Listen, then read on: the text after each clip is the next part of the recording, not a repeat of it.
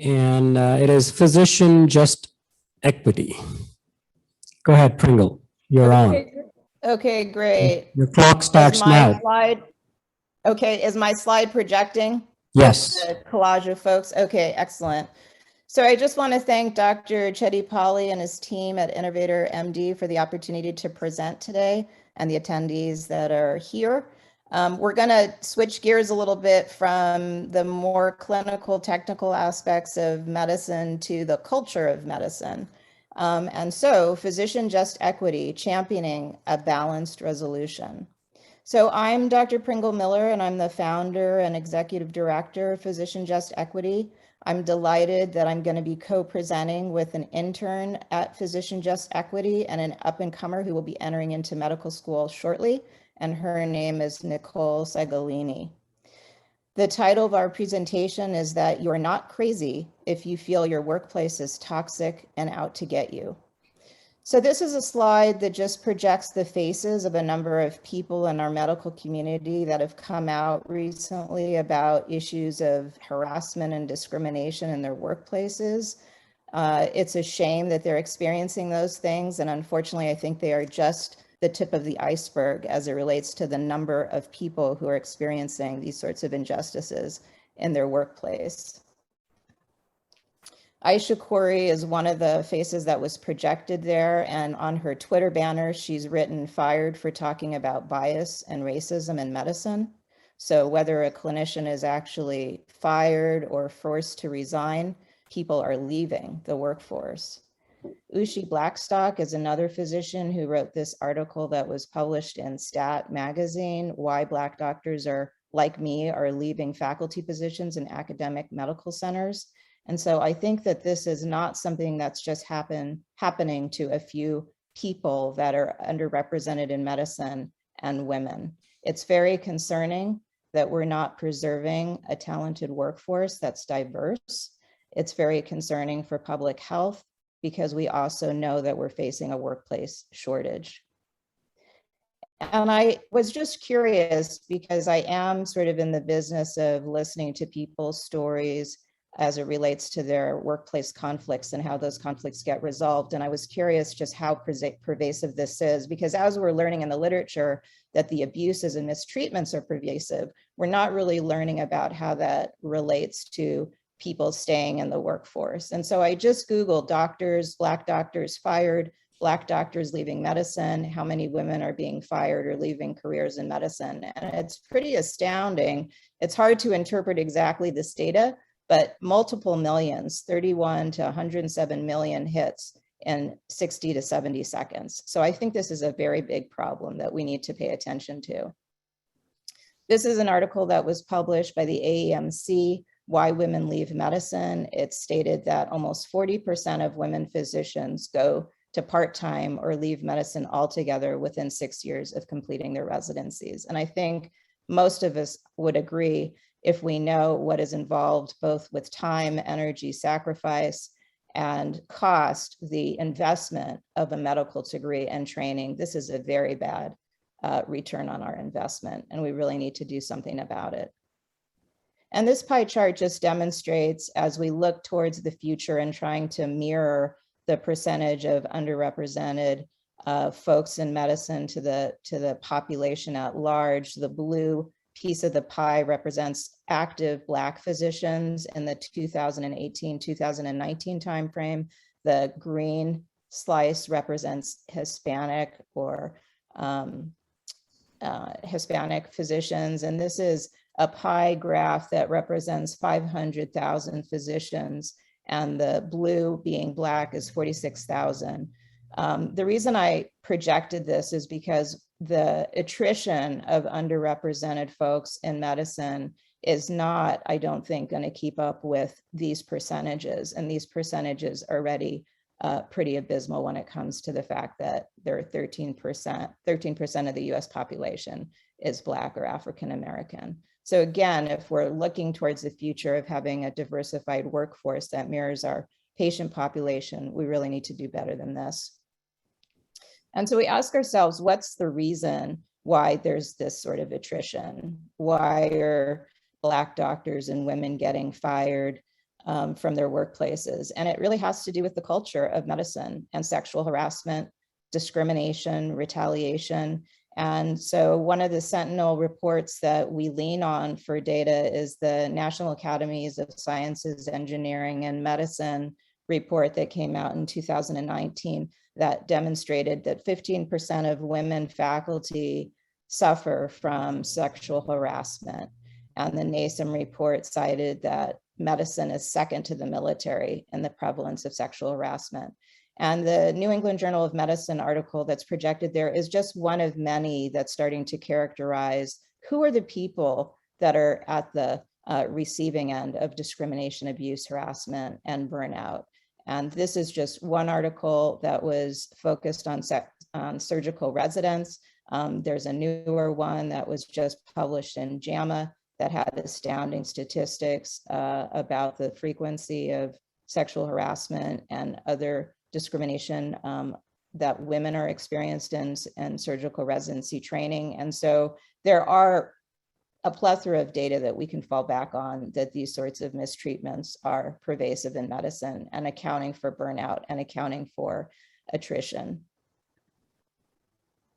So now I'd like to turn over the platform to my colleague, Nicole Segolini. Hi, everyone. So who is PJE and what do we do? We're a collaborative group of physicians, surgeons, and clinicians in training. Together, we work towards a mission of providing peer support and advocating for change. And we do this through collaborative action, which gets us closer to our vision of achieving safety, diversity, equity, and inclusion.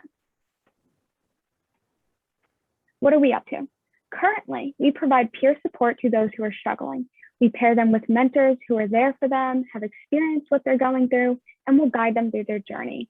We also educate all who will listen through programming like Being Black in Medicine, which brings to light Black voices in medicine. We produce the Voices Unheard podcast, which is hosted by Melissa Baker, MD. She provides a space for many in medicine to share their story and be heard. In addition, we collect data on the nature of conflict that peers are experiencing, along with their demographic makeup and what resources are made available to them. We examine conflict resolution and optimal methods of conflict diffusion. Members of the PJE Collective are published in peer-reviewed journals, book chapters, and the organization also submits for peer review and publication.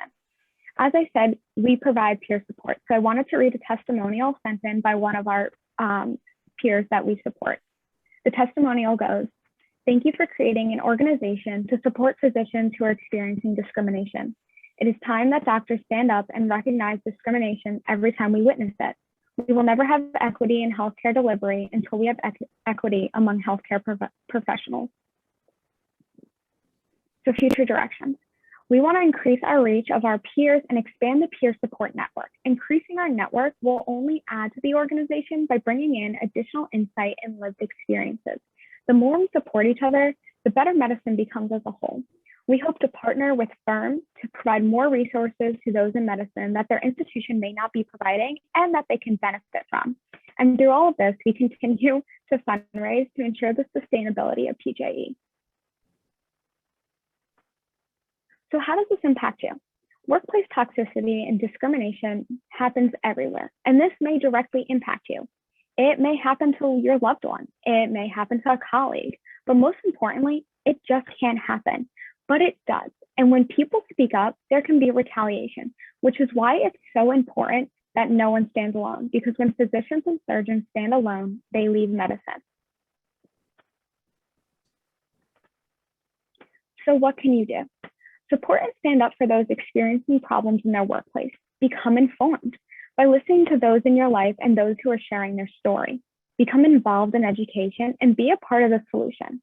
For more information on how you can help and an insight on other people's situations, visit physicianjustequity.org and follow us on Twitter at EquityDocs.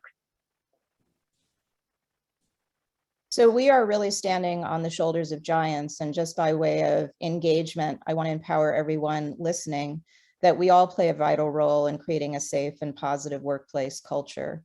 When you practice professionalism and respectful behaviors and take action when observing problematic behaviors, we are up standards.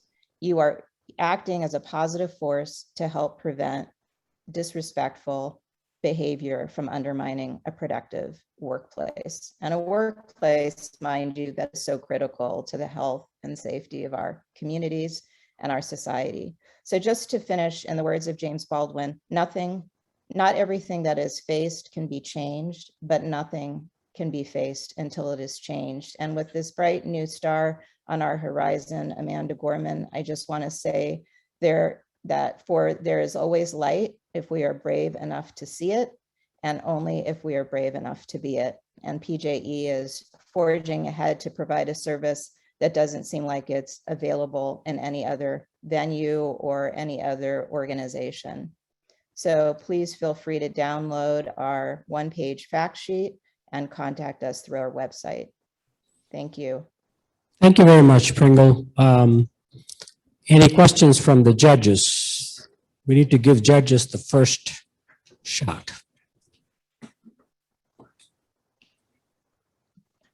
I'm curious, what are the next steps and what was already achieved? So what is the ask? Yeah, the ask in terms of what our peers are asking us, what we have achieved is that we've collected a cohort of about 25 clinicians, both in training and in practice, who have reached out to us for peer support. We have followed them through their process, as Nicole suggested. Some of them are already engaged with legal representation. Some of them are trying to decide whether that's necessary. Others are trying to stay out of the legal framework altogether. And so the ask is really to engage clinicians with a set of resources that can empower them to resolve their workplace conflicts outside of the law, and also so that they can preserve their jobs if they wish to stay in their jobs, and to preserve their career if they want to stay in their career. Because unfortunately, what we're seeing is people who are either being eliminated from their workplaces because of speaking out, either to protect themselves or speaking out to advocate for patients. And then it may not be that they just lose their job that they're in, but they may actually lose opportunities to continue in the field of medicine because of being blackballed. Thank you. So the future direction is really to continue to provide this service and expand our network, both to connect people that can help folks re-enter into positions of their choosing if they've been eliminated from their current workplace. Also to partner with public relations firms to, as was said earlier, to shine the light on these injustices so that the balance of power is not so askewed.